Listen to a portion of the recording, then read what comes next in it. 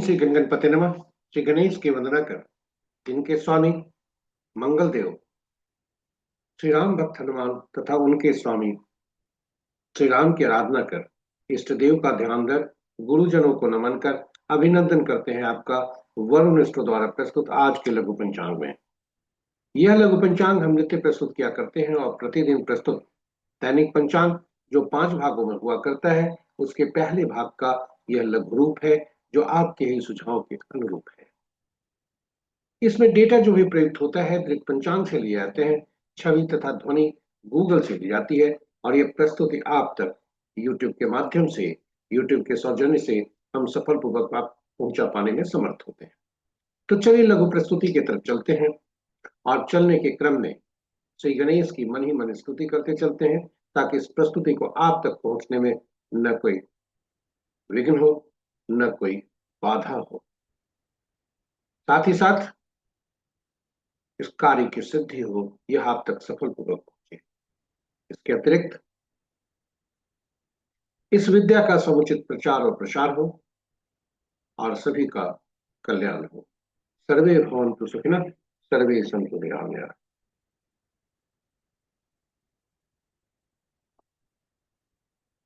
जय श्री राम। जय श्री राम, जय हनुमान।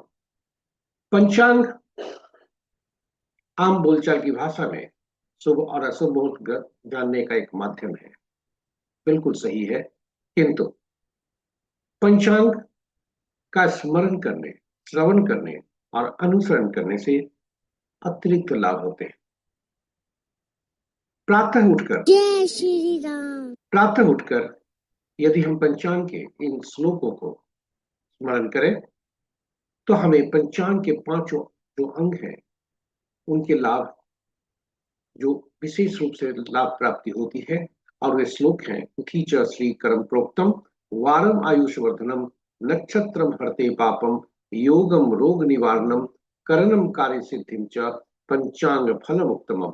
यानी तिथि लक्ष्मी प्रदान करने वाला, वार आयु में वृद्धि करने वाला, नक्षत्र पापों को नाश करने वाला, योग रोगों को दूर करने में सहायक और करण कार्य सिद्धि दिलाता है।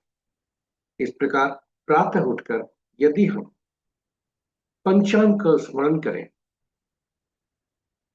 और स्मरण करके फिर पंचांग को श्रवण भी करें, क्योंकि गंगा स्नान पंच पुराणों में लिखा है पंचांग को स्मरण करने से, सुनने से, श्रवण करने से गंगा स्नान तुल्य लाभ होता है। जी हाँ, और पंचांग हमारे जो 5 अंग हैं, 5 तत्वों को प्रतिनिधित्व करता है, साथ ही साथ शरीर के 5 तत्वों को, साथ ही साथ गंगा माँ हमारे जल तत्व का प्रतिनिधित्व करती है, जो हमारे शरीर में 70% से ज्यादा अंश होता है। यह सुप्रभावित होता है। और इसके अतिरिक्त जन्म कुंडली में बैठी जलीय राशि, उसमें बैठे ग्रह तथा जलीय राशियों के स्वामी भी सुप्रभावित होते हैं।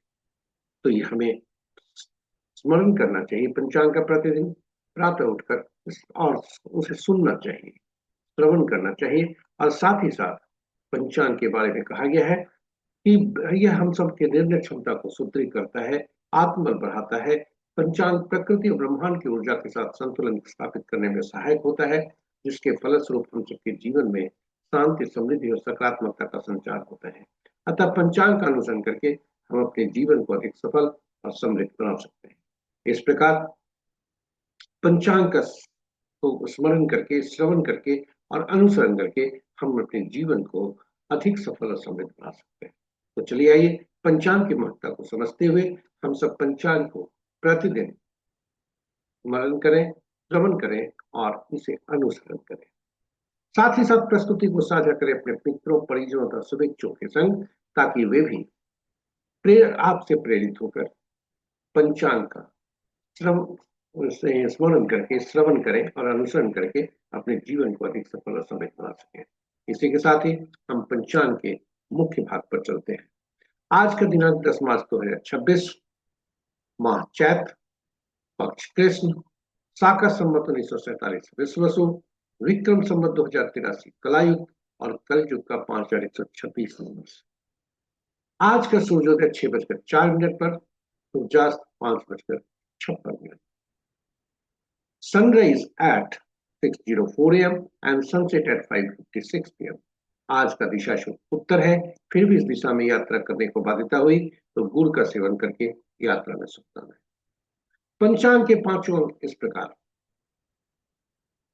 तिथि वार मंगलवार, तिथि देर रात्रि 1:54 तक सप्तमी जो भद्रा तिथि के अंतर्गत आता है, उसके बाद अष्टमी जो जया तिथि के अंतर्गत आता है।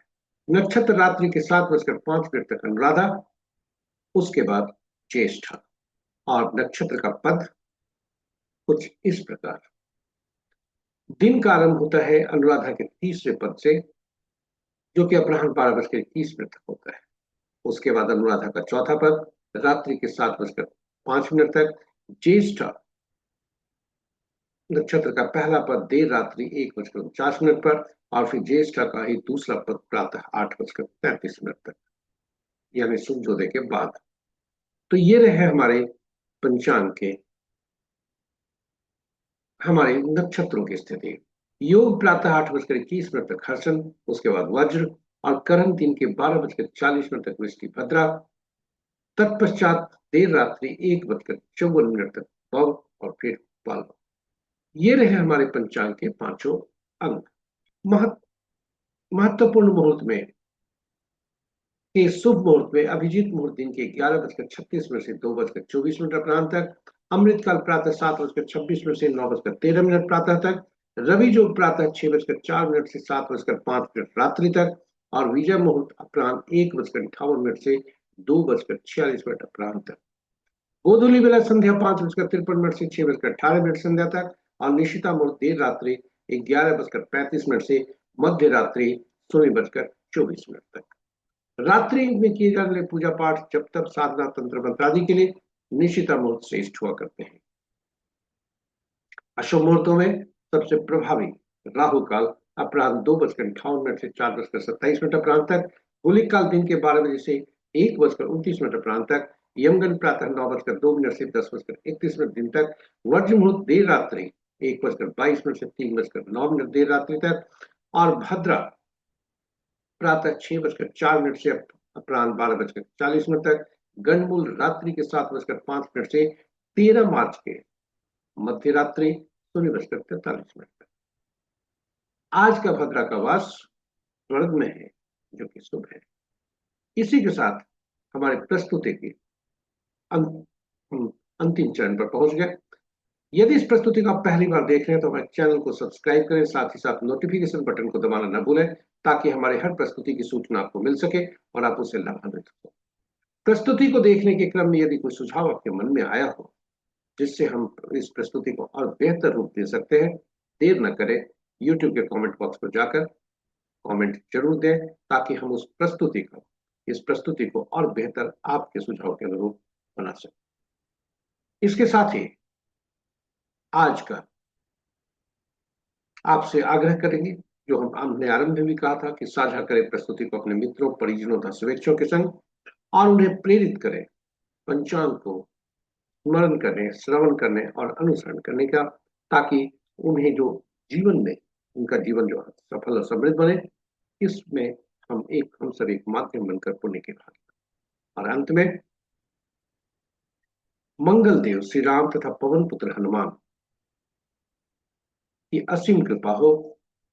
भाई हनुमान की कृपा आप पर बनी रहे। इसी के साथ ही हम आपसे विदा लेते हैं और प्रार्थना करते हैं कि मंगल देव श्री राम तथा पवन पुत्र हनुमान कृपा के साथ साथ आपके दिन शुभ हो। जय मंगल देव, जय श्री राम, जय हनुमान।